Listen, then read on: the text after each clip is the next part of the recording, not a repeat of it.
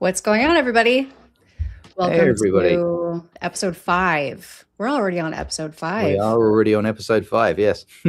I love it's it. it seems to have gone fairly fast, even though we've actually had a couple of breaks. Yes. Yes. It's still seems like we've gone through it pretty quickly. Yeah, it has. I like these conversations a lot. And before you get ready with the introduction of the topic for the day, I just wanted to provide a little disclaimer of sorts. Since we in Dallas have been hit with ice for the last week, my son is home still. Nobody to watch him currently. So we're actually cutting this to half an hour today. And that's my bad. And I apologize. So It's not your. I don't think that's really your fault, Jen. I don't think you. I don't think you can.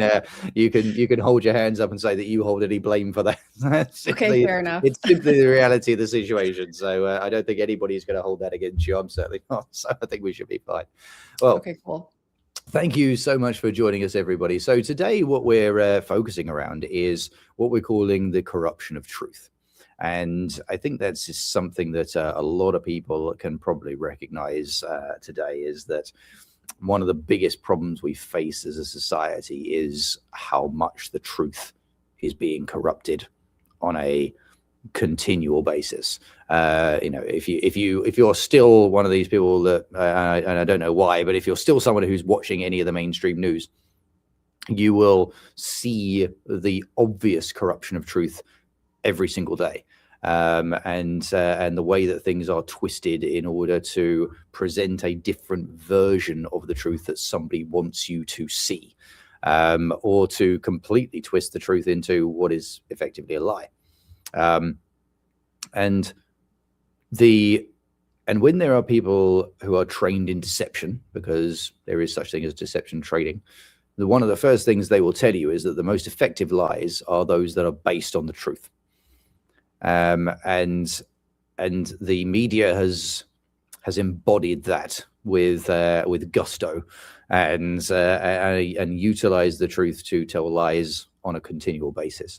And I think the reason for it, as far as I see it, is that there has been a fundamental break, and we touched on this last time. There's been a fundamental break in what the dichotomy in political and social management used to be.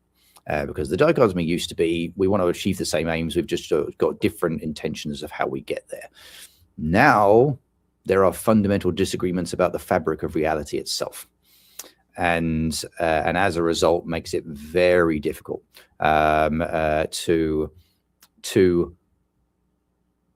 to actually have a genuine, honest discourse with somebody who has a fundamentally different understanding of reality to yourself. And so today we're asking the question, how do you recognize when the truth is being corrupted? Yeah, and I think,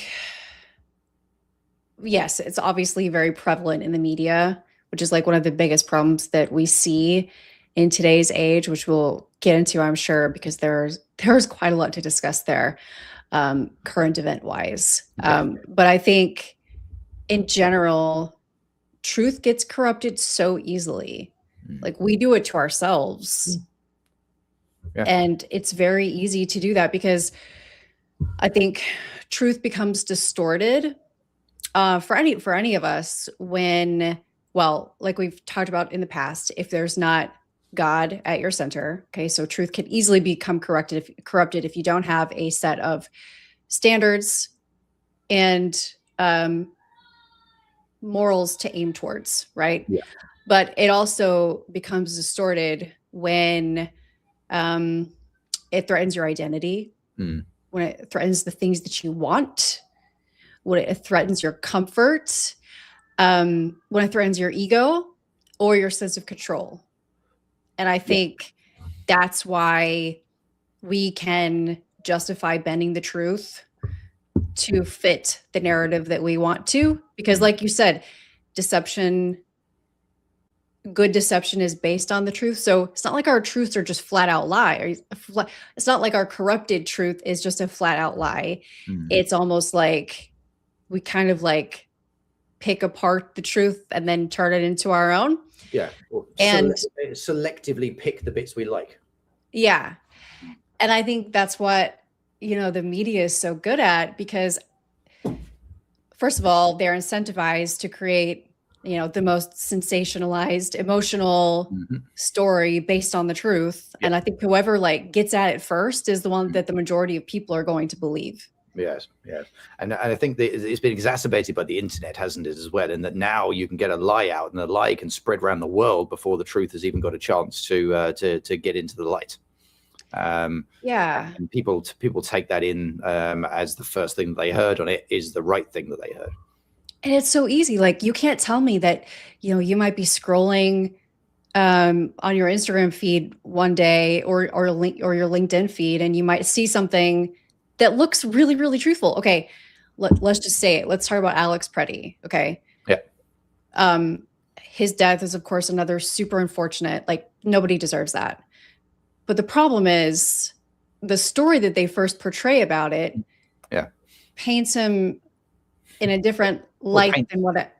Paints him as the absolute 100% victim, completely blameless in the situation. And he clearly wasn't. Not to say he deserved to get shot, but he clearly wasn't, completely innocent in the situation at all. The fact that he was even there agitating federal agents in the process of what they're trying to do is enough to say maybe you shouldn't be doing that. Yeah, I think it's a huge problem. I mean, but it's just so easy. Like, if we didn't know any better, like if I didn't know any better, I would easily believe the story of this very sad ICU nurse who was just in the wrong place at the wrong time and was trying to help somebody. But really, we find footage that he was like a violent attacker, and just a week prior had broken his ribs because he was in another altercation. He's like kicking taillights out of federal agents' cars, like violently. Like, that's a hard kick. I feel like that would be really hard to do. The law is the law, right? Authority is authority. And if you're following God, one of the things that you're supposed to do is not escalate situations. You're supposed to be a human of de-escalation. And anybody who escalates like that, they're just asking for trouble. They are. And then as to compound onto the narrative, the problem is that the people who would be referred to as on his side, if you like, are desperate for a martyr to hold up as their shining light that they can show, oh, look, the other side are evil. And so they immediately corrupt what actually happened to try to make it into that. And did you see what they did with this picture on was it CBS or something like that? Did you see that? So I heard about something about a picture, but I didn't get a chance to actually see what the story was. Yeah, so they have his nursing picture that they have. Obviously, they will have the pictures for their IDs and so on. And they edited it to make him look better looking, more healthy. They changed the color of his skin so he looked more tanned, and they fixed his teeth. And, they did a whole load of stuff to make him look like he was more handsome and less. And there was a load of stuff that they did to it. There's a side by side going around the internet at the moment of what they put up versus what his picture actually looks like. And it was all designed to try to show you this image they wanted you to have of this nice smiling man. They probably changed his eyes to look more kind too. They did a load of things to try to make him look better. And it was very painfully obvious they'd done. That's crazy. That's so crazy.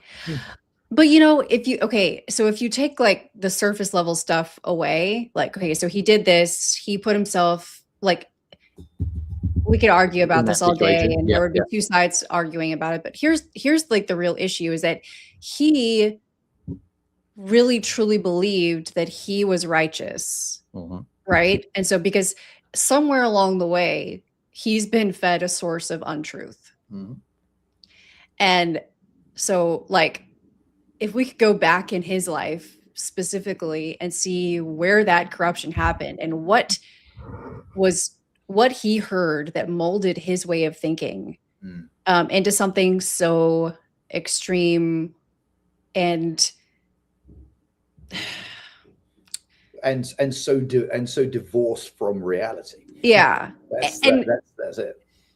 yeah, divorce from reality in so many ways, including a surface level ways that like some of these, I believe some of these illegal immigrants have even come on and made little reels that I've seen. They're like, you know, thanks for doing this, but Mm. you're not helping and you're not like you getting killed for us doesn't mean anything to us because what are you going to do to change our situation? Nothing. All right. Like it's kind of like that whole virtue signaling type stuff, I think. Oh yeah, and there's a load of that going around. It was interesting actually. We were talking briefly before we went live here about the Joe Rogan interview and some of the stuff that was on his podcast, and they were talking about it on there, and that they were specifically talking about the mental health rates split by political allegiance. And it is pretty stark that there is a dramatically larger proportion of people on the left who are mentally ill than those on the right. Well, it makes a lot of sense. It does. I mean, and it's sad to say that because like I truly love everybody. I don't care what you believe. I don't care if you are like a Satan worshiper. I still love you as a person. And I want the best for you. And I want you to see the light and I want you to see the truth. But like, it makes sense because there's in general on the left, I'm not saying everybody in general, there's a large majority who don't have God or a set standard at the top of their life. Absolutely. And if there's no definition or standard or morality that we all strive towards as a group, meaning like a group on the left, or a then group on the right, you have confusion, you have chaos. Exactly. Yeah. Like, what are you supposed to believe? You're just gonna. It's all emotion based, and it comes down to individuality. That's what happens. Is rather than you having a guiding principle to which you are striving, you are instead only worrying about your own emotional needs and requirements and feelings at any given moment. And you have no moral rails on which to guide yourself. Everything feels right in the moment. And it's not to say like we shouldn't be convicted over certain things or have like want to stand up for our values, because that is something we should do. But I think when you have a set of, you know, your guiding principle and that's God at the top, like sure, we can feel anger and we can feel like something is not right with politics and we want to stand up for that, but do we escalate it to a point of violence? No. Like there's a big difference in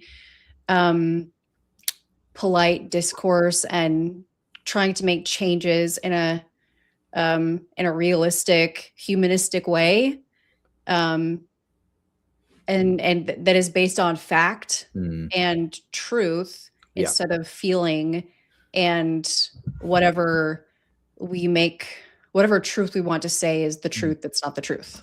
I think that's right, and I think that's why there's definitely an overt attack on Christianity in general, especially amongst the media and amongst other groups, is because Christianity is grounded in the pursuit of objective truth. That's what it is grounded in, whereas pretty much every other kind of faith, and I'm not going to speak in absolute terms, but as a general, most others are grounded in the following of a particular dogma. Yes. And that's when things become dangerous, because if you don't have If truth is just subjective in a general population, then I think you get into groups and truth becomes like a tribal thing Mhm. instead of and and and they truly believe these things, like Mm. whatever it may be, Yeah. but it becomes tribal and not actually objective. Exactly. I mean, you can, and education does have a part to play in that. I mean, you can go back not that long in time, and everybody would tell you that the world was flat. We've briefly lost Jen. I'm sure she'll be back in a moment. This happened last time, actually. She had a brief moment of disconnection. I'm sure she'll be back with us shortly. It's what I have found is that the problem tends to be that you can go back not that far in time and everybody would believe that the world was flat. And people would kill you for saying that it wasn't. And then that the world was that the earth was the center of the universe, and people would kill you if you said that it wasn't. And so there's truth as objective truth, and then there's the warping of the truth, because plenty of atrocities have been committed in the name of the Christian God as well as they have in others. But I think that's because what happens is it is corrupted by people. The real word and the real truth is corrupted by the opinions and the emotions of a flawed person or people. Yeah, I agree with that. And again, I think when that because like I said, as humans, we want to make our own truth. All of us do it, Christians included. Like we want to make our own truth bend to the things that we desire or the things that we believe in. But there's Yes. danger in that. And I think just like in the case of discernment, like discernment over something that may be going on in your life, I think that can be a really confusing time. And you can see how maybe two sides of something, they both sound pretty good and they both sound kind of truthful. But if you go back, I think at the bottom, I think the bottom line is that if you go back to the word of Jesus, there you find your answer. Yes. And I think this speaks really well to the point we were talking about before we came on from Romans, which we were talking about, which is it's Romans 3:10, which says, "None is righteous, not even one. No one understands. No one seeks for God. All have turned aside, and together they have become worthless. No one does good, not even one. Their throat is an open grave. They use their tongues to deceive. The venom of vipers is under their lips. Their mouth is full of curses and bitterness. Their feet are swift to shed blood, and their paths are in ruin and misery. And the way of peace they have not known, because there is no fear of God in their eyes." I think what that's trying to say is that everybody, even when they think they're righteous and they think they're right, are never measuring up to the absolute ideal that God would want you to. Even if you're a incredibly pious, incredibly religious person, you're always going to fail because you're human. You're not going to quite get there because you are human, and it is intrinsic within us that we can't get there. But I feel that really does connect to that particular passage. When I read it, really resonated me about what's happening today. Yeah, I think in general that verse really applies to the world, and everybody, because there's only ever been one perfect person, and we will never live up to even half of what he lived as. But I think that when you do have ego or pride, or if you're focused on worldly titles and possessions, you're never going to actually see or feel the truth. You have to be able to die to yourself and surrender. And I think acknowledge and accept the Holy Spirit inside of you, and then begin this like process of sanctification, which the process of that itself like gets you closer and closer to being righteous, even though you'll never be righteous, right? Yeah, Does that make yeah, sense? or at least not entirely. Yeah, yeah, yeah. You can be righteous to a degree. You can Right. be godly to a degree, and you can follow the word to a degree. But every human fails, Yes. because it's not possible to walk that path in the absolute, because nobody is built for that. Yeah. Everybody fails, everybody errs. But I think there's the beauty of what makes that human. I think is the purpose of it. And I've often heard people who are very atheistic, and I think I've spoken about the fact that I was very atheistic for a long time. Is the argument often given is, okay, so if God wants you to follow him, why does he let bad things happen, or why does he give you the free will? And the answer, as far as I see it, is because you have to go to him by choice. Yeah. If you were just programmed to always follow where he was, then you're not a free independent person. You're a drone. You don't have the ability to make your own choices if you are always having to revert back to program. Yeah. Which is where I think a lot of these people who are very divorced from the truth, I think there's a big reason why there's such a big mental health problem in that particular side of the aisle, particularly, is because on some level they know they are living wrong. Yes. They know they are thinking wrong. They know they have been corrupted by mistruths or literal evil.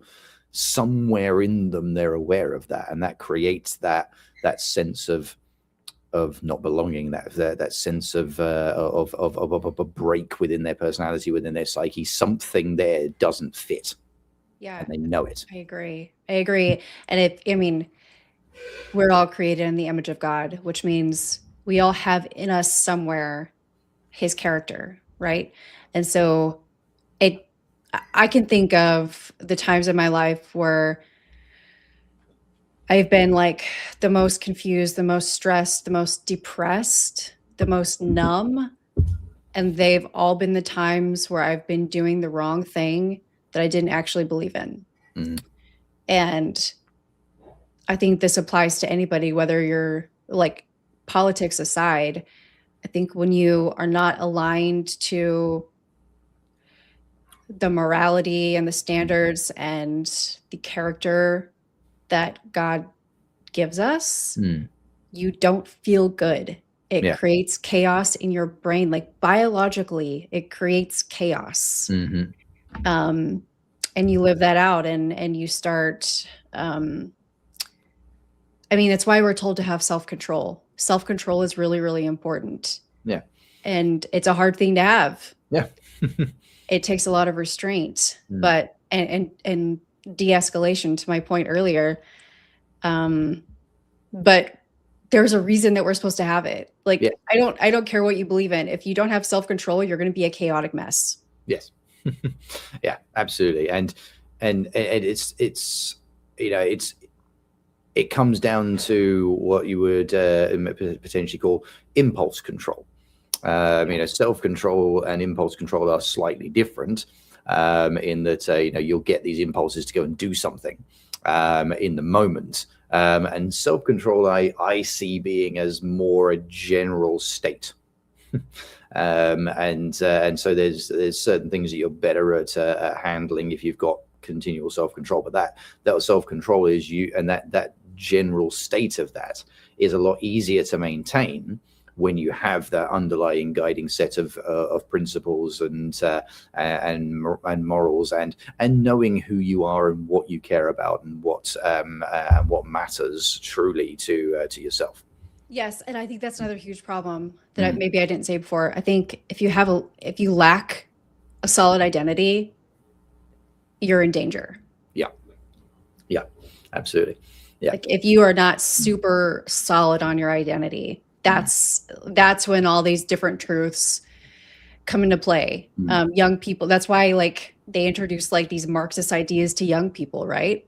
Yeah. Because they're super impressionable. Yeah, And they're easy. They're easier to corrupt. It's why it's why do they start trying to get children to decide their own gender when they're 4 years old, but yet you can't get a tattoo, drink alcohol, have sex. You can't do any of these things until you're 18 or older, depending on where you live. But yet you can decide, according to them, to completely and utterly change the rest of your life. right, you can choose to mutilate yourself. Mutilate your entire self, sterilize yourself. You can choose all of that because of compassion that hasn't been impressed upon you by an adult, because there is no child that has made that decision without having an adult talk them into it. Absolutely. It should be, I mean, don't even get me started on that subject because I might say something that will make somebody mad. Oh no, we can make people mad. I don't care about it. Anyway, I mean, I genuinely believe that any doctor who's done it should be in prison. Yes, 100% they should be in prison. Yeah. You don't even have a developed brain until 25. And for some men, it's like 28 or 29. Like you can't make a decision. For me, like it was about 38, 39, but yeah. It was, yeah.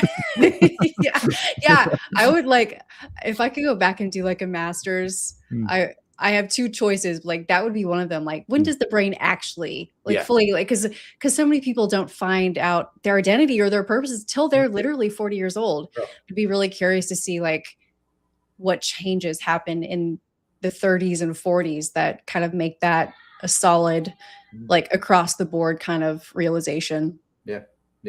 Anyway.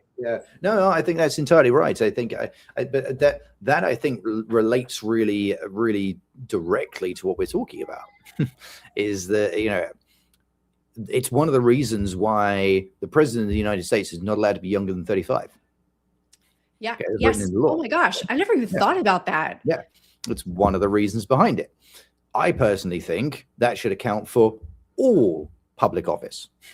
Nobody should be allowed to hold a public office unless they're at least 35. And I personally think you should have had to have worked in the private sector in some form or another for at least 10 years or so before that, so that you actually have any kind of appreciation for real life.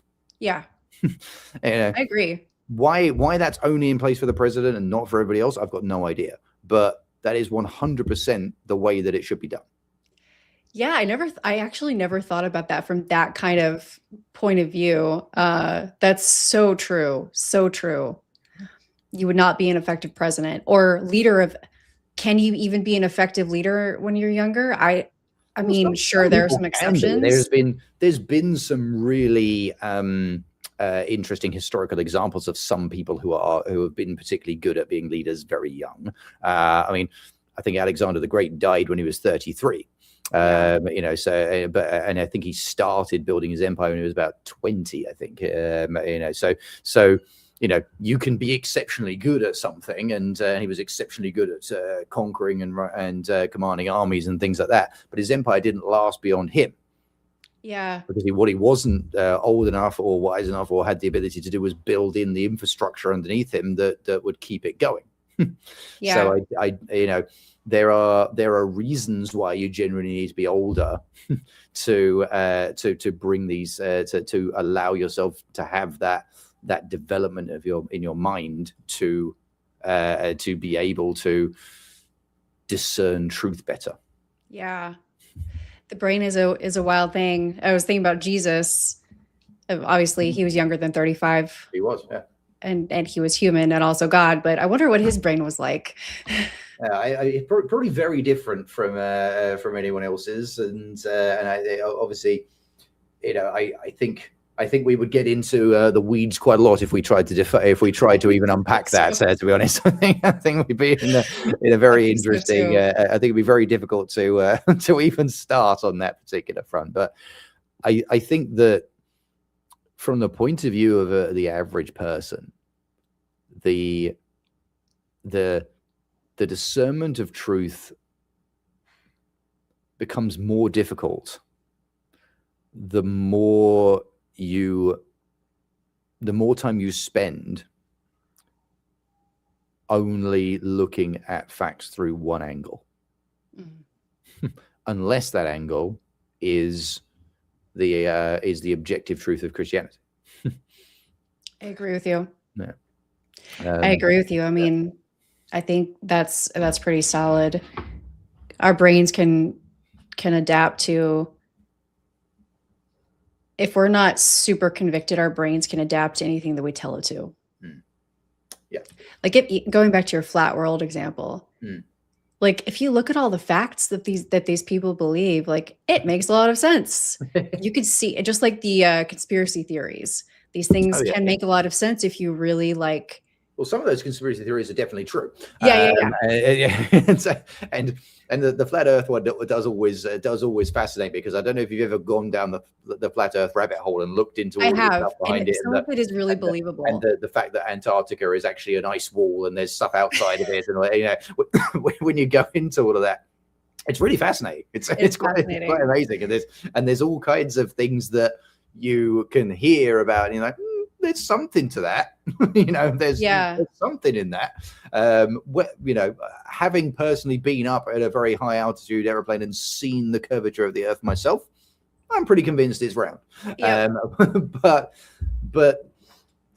I can understand how it's easy to get into that space, and also that is exacerbated when you see the rest of truth around you being corrupted.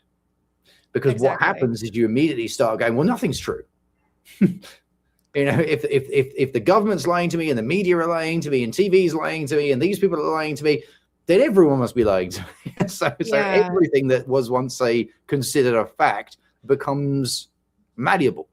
Right. And so you can see how some probably, I'm sure, going back to where we started, Alex Purdy has been a really, really good man. But he got lost and he listened to other truths that didn't actually exist and weren't reality. And his emotions got the best of him. Yeah. Which happens to all of us if we're not careful. It really can. It really can. So I'm conscious of your time here, Jen. I mean, are we good to keep going, or do you want to wrap this up? No, we should wrap it up. Okay. I can hear Donnie playing very loudly and screaming, and I just know he's gonna bust in here and you're on a timer. That's fine. That's okay. Don't worry. No problem. Well, thank you so much for this, Jen. It's always good to have these conversations, and we'll try to get a full length episode in again next week. Hopefully, with all the schools are back open by then, and we're good for it. Maybe we'll continue this kind of same avenue, because I feel like there's a lot more to talk about here, and I feel like this is all really controversial, but very interesting and truth seeking. So I like it. Really relevant, I feel. Really relevant. I think it is culturally relevant at the moment. So that's great. Well, thank you everyone for joining us as ever, and we it's always a pleasure. We'll be on same time again next week. Yep. God bless everyone. Have a really good today's Thursday. Have a really good weekend, and we'll see you next week.